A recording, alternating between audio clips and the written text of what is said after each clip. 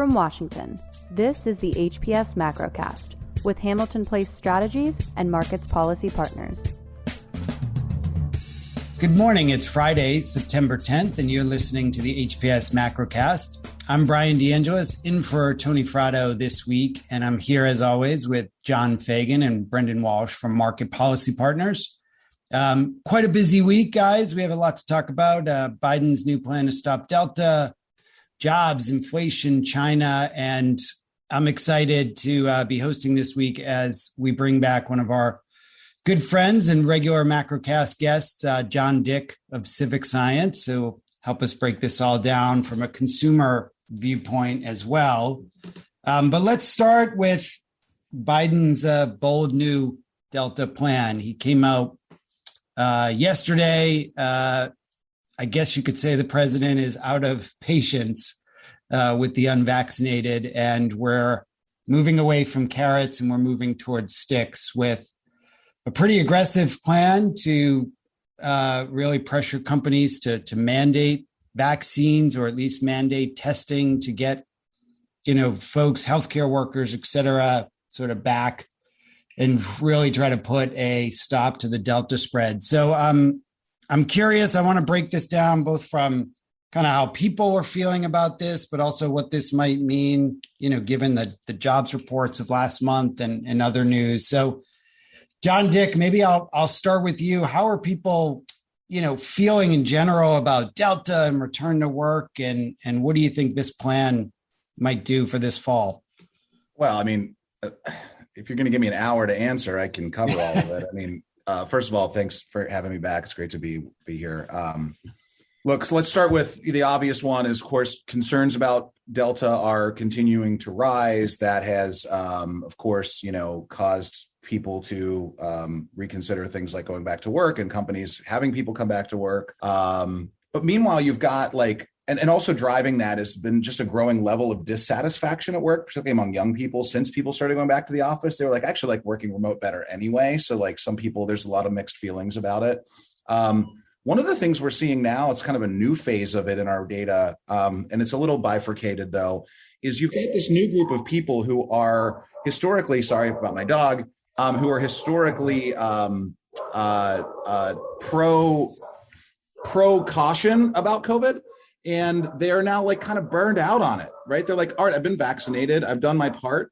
And now it seems like it's going to go on forever. So I'm going to maybe go back to living my life a little bit more normally for now.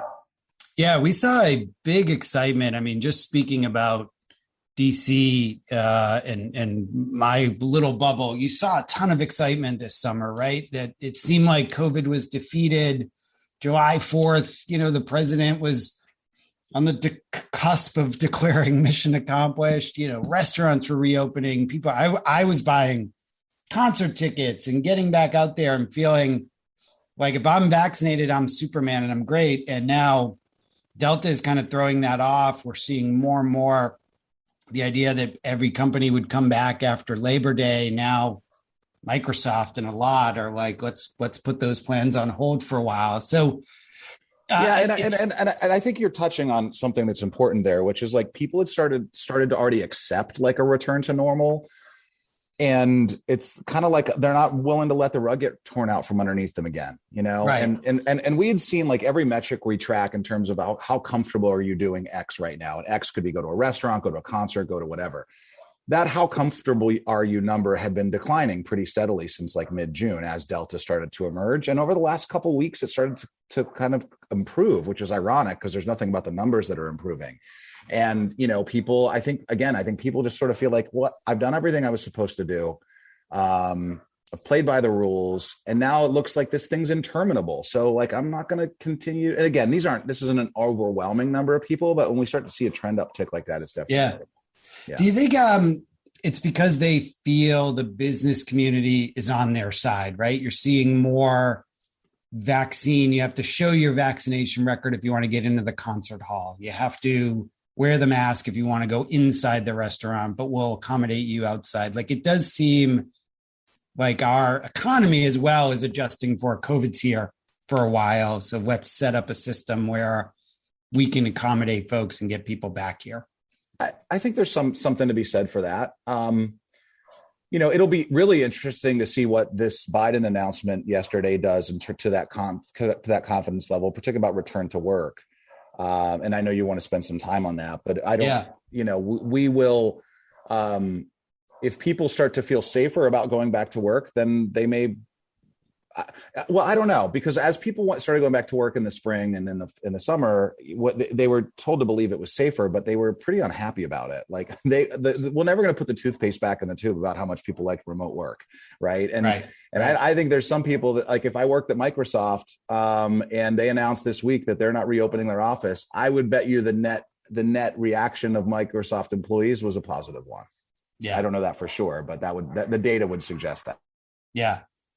Brendan, John, let me pull you in here. What does this mean for kind of the macro job numbers? We had a disappointing August number, I think it's fair to say, but jobless claims are kind of still hitting pandemic lows. It doesn't seem like we're going to have another shutdown, massive, folks leaving the workforce. What are you guys seeing?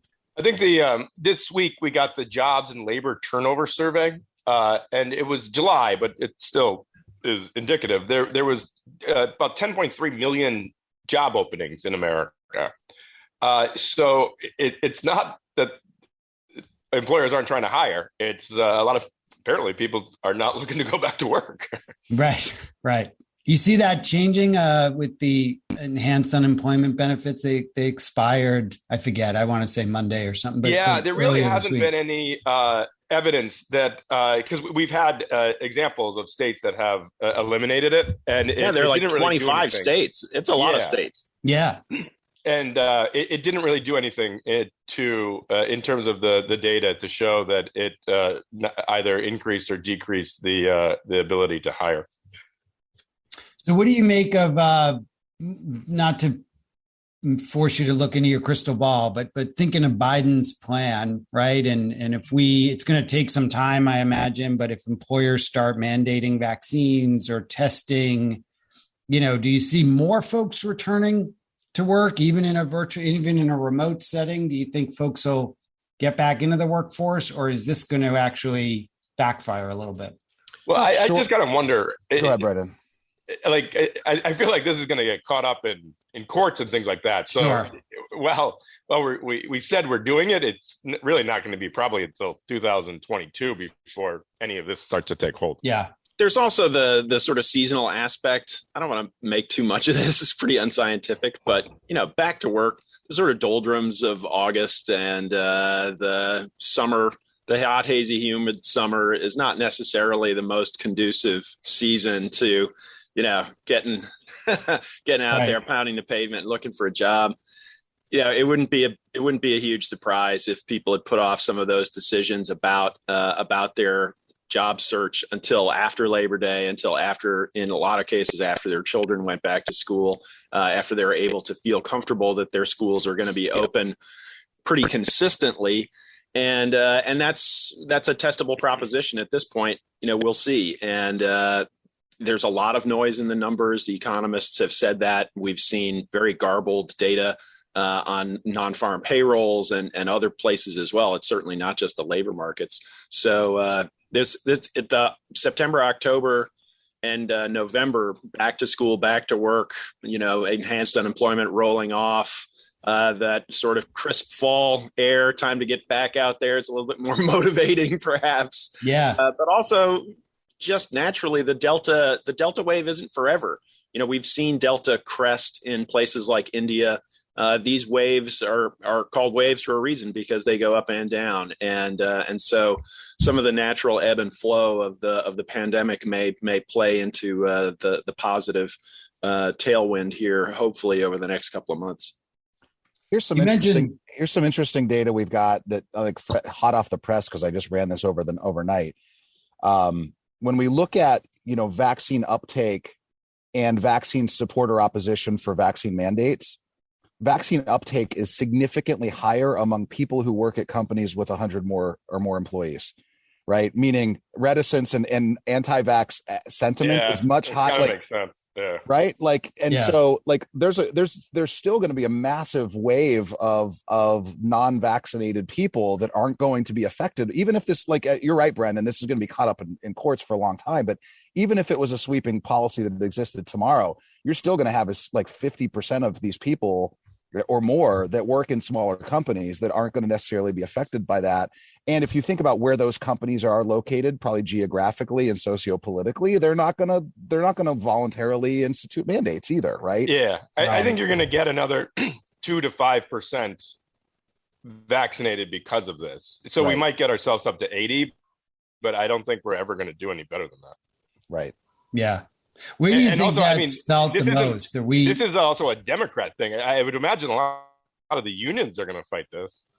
Well, you saw that in New York, right? For sure. Yeah. They kind of led the fight there. Where do you guys see this hitting most? I mean, my gut is, right, it's going to be the service sector. It's going to be small businesses. It's going to be restaurants again, where I'm just a little interested in the convergence of people want to get back to life. Right. They want to go out to eat, and then the ability to hire that, vaccinated employee, or if folks are just unwilling to go work with unvaccinated coworkers. I think you kind of answered your own question there, man. I mean, it's just going to be a mixed bag. I think it just really depends on where you live. Like in the Northeast, we'll be at 90-95%, and the South will never be much more than 50%. And it doesn't necessarily affect your life one way or the other than the fact that if you're not vaccinated, you're a petri dish for new variants. So we just got to hope, this Lambda, which looks like the spread like the Delta did. I also think there's also an interesting theory that we might run into. We're going to see like a tribalization of the workforce through all of this, because people are, if my employer says I have to be vaccinated and I have mobility in my job and I don't want to be vaccinated, there's probably somewhere I can go that isn't going to require vaccination where I can work, right? Like, I don't know how wide scale of that tribalization is going to happen, but I think it will. And because particularly in that, sub 100 employee thing, like at our company now, we're starting to see job candidates ask, like, what's vaccine policy there? Right. And clearly they're asking that because that's a determining factor in where they choose to go. So think about how that plays out at scale. Yep. I think that's a great point. I think that probably played into Biden's thinking as well. You've got somebody's going to kind of step in and set a floor for this and set a kind of standard across the economy. And it may get tied up in courts, but at least it gives a kind of even playing field among some of these larger employers. But let's take our first break there. I want to come back and John Fagan and Brendan, I want to dive into kind of what this might mean more for the Fed and where we're seeing some inflation concerns. So we'll take a break. You're listening to the HPS Macrocast, and we'll be right back. Markets Policy Partners provides sophisticated financial market analysis that is independent, accessible, and actionable for a broad audience. Learn more at marketspolicy.com or visit them on Twitter @marketspolicy. And we're back on the HPS Macrocast. Bryan DeAngelis here from Hamilton Place Strategies, subbing in for Tony Fratto. And I'm here with John Fagan, Brendan Walsh, and our guest, John Dick of Civic Science. John, Brendan, I want to kind of pivot that Biden conversation a little bit into what the Fed may be thinking. A lot of talk this week and a lot of expectation on tapering sort of starting soon. Does this bold Biden plan, if you will, impact their thinking at all? Well, it's at this point with the plan still kind of the ink drying on it. The Fed is definitely in wait and see mode, and we saw this basically broadcast by Fed Chair Powell at the virtual Jackson Hole symposium speech that he made at the end of August. There was a lot of sort of market participants holding their breath about that particular venue as a potential to be where he unveils the plan and the timeline for tapering asset purchases, aka quantitative easing or QE, which is sort of the first line of their withdrawal of accommodation. But Fed Chair Powell stuck with the balanced line, optimism in the medium term, but a lot of uncertainty in the near term.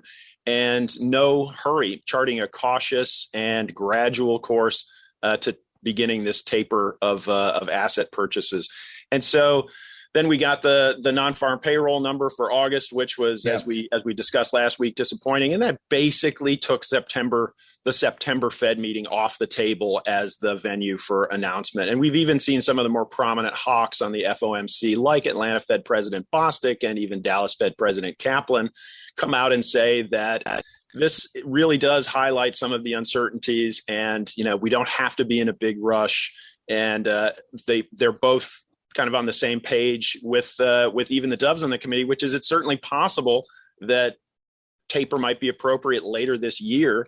They're more committed to it, that premise, than obviously the doves or the more dovish leaning folks on the committee. But I think that we're going to see, they want to see another few labor market reports. We've got some consequential economic data next week. But certainly on the inflation front, the Fed is pretty much unified in saying that they feel confident that the substantial further progress toward the inflation mandate has been satisfied. And so it's really the labor market that they're focused on. We got some inflation data this morning, Brendan. What was that looking like? So it was the producer price index. So it's, how much the people that make our goods are able to sell things. And then, the companies like Target decide how much they sell it for. So the producer prices have been going up a lot since we reopened the economy. And a lot of that has to do with chain issues. So which it's normally up about 0.2%, but that pushed it up to 8.3% on an annual basis. And normally it would be in the 2 to 3% range. And a big part of it is meats. Chicken and beef are up a lot. And that is one that's being able to be passed on to the consumer. Well, John Dick, maybe I'll bring you. There's not a lot of margin on that. So as the grocery store, you have to charge it. Yeah, that's a good point, Brendan. John, I'd love to bring you in there. What are consumers? I mean, they're starting to see these prices. They're seeing them at Target. They're seeing them on their, whatever Costco runs for their meat, as Brendan said. How are folks feeling kind of heading into the holiday season? Usually a big retail rush right around now, back to school, Halloween, then we get the Christmas season. What are you guys seeing in your numbers? Yeah, well, I mean, it's interesting doing this sort of intermittently with you guys once a month or so, because we talked a lot about inflation in the spring, and then it sort of seemed like it was old news by May or June. And it kind of was even with the consumer. And then over the last month and a half, we've started to see it like people are noticing it and feeling it and fearing it. Right now, there's definitely still some political issues to that. Right. I think the politically conservative person is more worried about inflation because they don't trust the people in power to fix it. And that may affect spending in certain categories more than others, like, say, home improvement and elsewhere.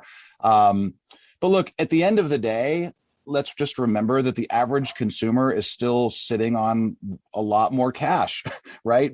Largely because of some of the the fallout of the pandemic, money they didn't spend last year, money they got in stimulus, money that it's sort of like the double-edged sword of it is some of the reasons we have inflation are the reasons consumers can sort of support it or at least absorb it.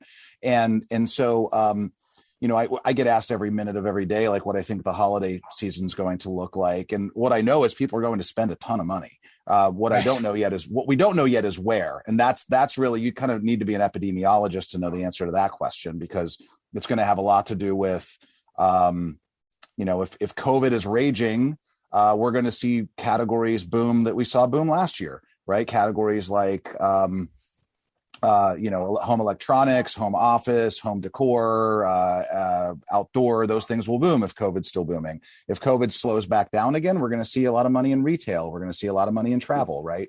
So it's a big question mark right now. But what we do know is I think while inflation is a concern, the average consumer is still pretty much able to support it or absorb it because they're financially better off than they were 18 months ago. Yeah, John Fagan and Brendan, maybe this is a dumb question, but I want to ask it anyway. To that last point about spending and folks are sitting on a lot of money, at what point, if COVID keeps raging, is there nothing to do with that money, right? You can only renovate your house so many times in a year. You can only you don't need 2 Pelotons. Like, do we hit a point where consumers especially just start sitting on that cash because they can't find a place to spend it because COVID's just locking them down again? There's certainly been some muddiness in the retail sales data, the personal spending data as well, and consumer confidence gauges have been all over the place, really. And so there is a sense that, some of the spending really can't be repurposed and repeated in the same way. Right. We saw last quarter had a pretty disappointing. Amazon was a little bit disappointing, and some of these other pandemic spending categories have suffered.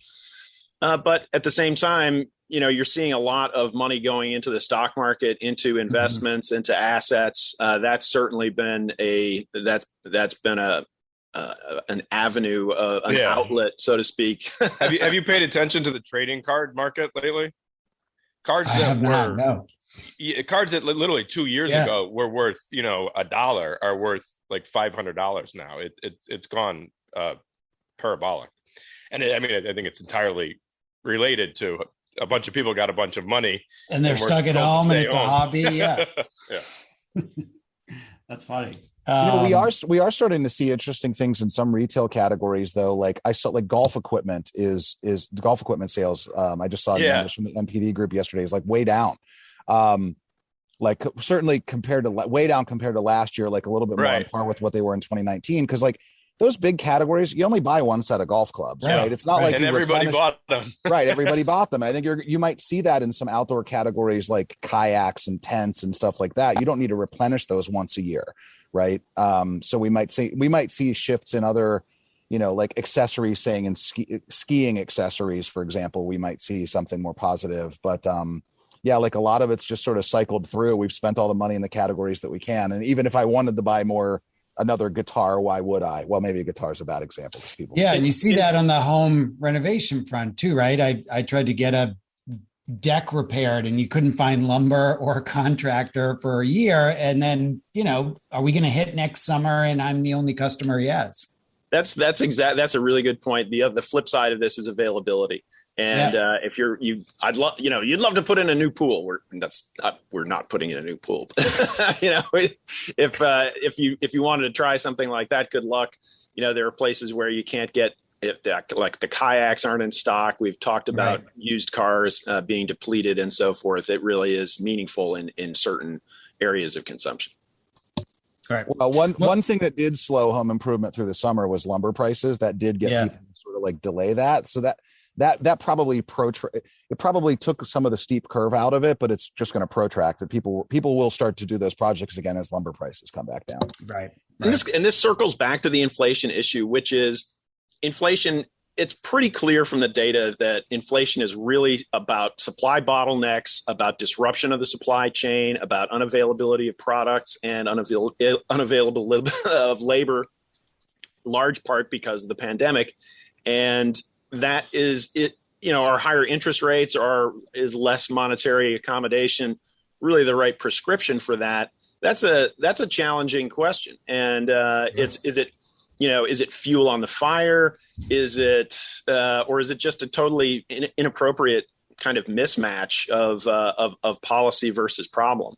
And I think that is that's a debate for the fall. We still have to see a lot of data. We have to see how Delta plays out, but it'll be interesting to see how the Fed grapples with that. It's pretty clear that the hawks on the committee aren't bothered by the fact that higher interest rates aren't the solution to bottlenecks. They want to get on with that anyway because of the expectations that they think that this, however temporary this surge in inflation might be playing havoc with people's expectations, which they want to sit on. Yeah. Well, I think you're right. I think it's going to be a debate we tackle all fall on this show. But let's take one more quick break. I know there's a lot of news this week, but I want to come back and ask about China, and then we'll wrap up. So you're listening to the Macrocast. We'll be right back. Our Associates and Analysts application is open. We are looking for current college seniors interested in economics, political science, or public policy to join us for a 2-year leadership program with start dates in January, June, and September 2022.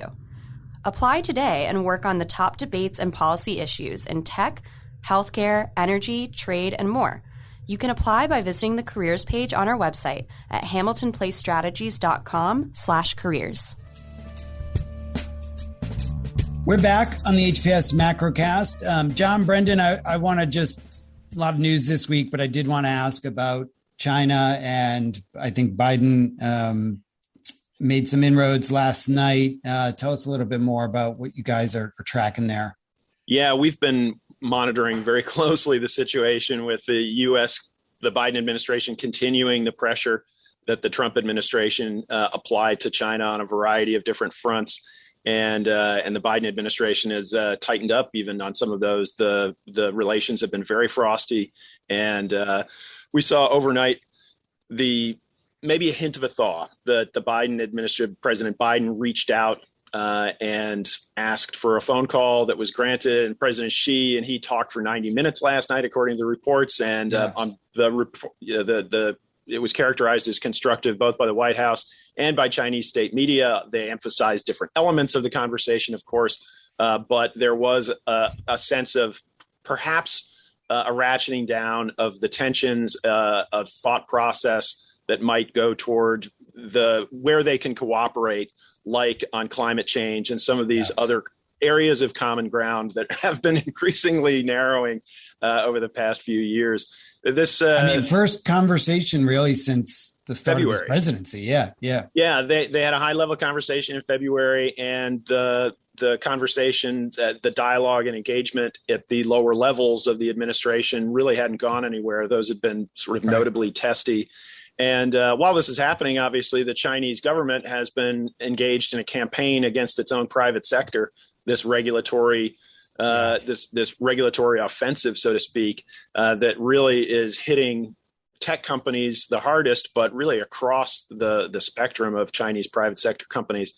And so overnight, we got kind of an array of good news, not just the Biden-Xi conversation, which seemed to go well and prioritize putting relations back on the right track. But we also got some clarification. The Chinese government has been at pains to say that they're not, cracking down as hard as perhaps the perception is on the private sector. Our view on that is watch what they do, not what they say.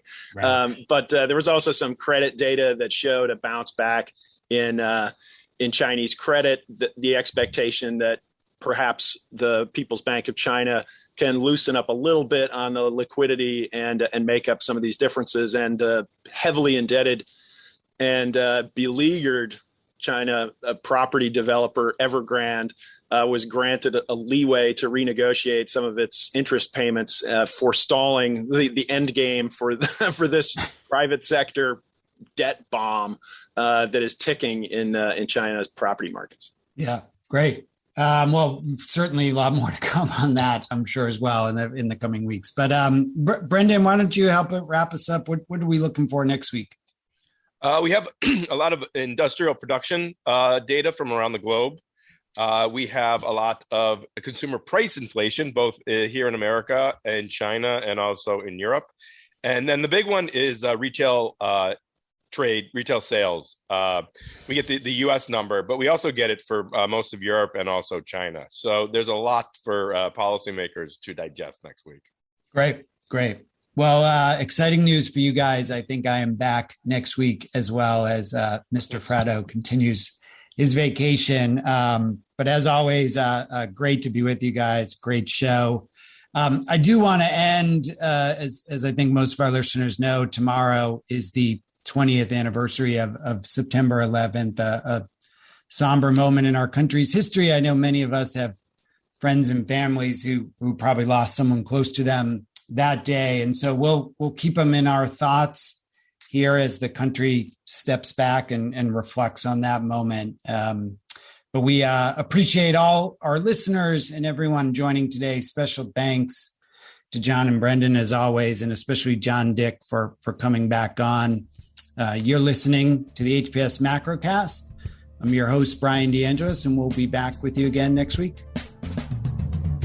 Thank you for listening to the HPS Macrocast. Please remember to subscribe, rate, and share.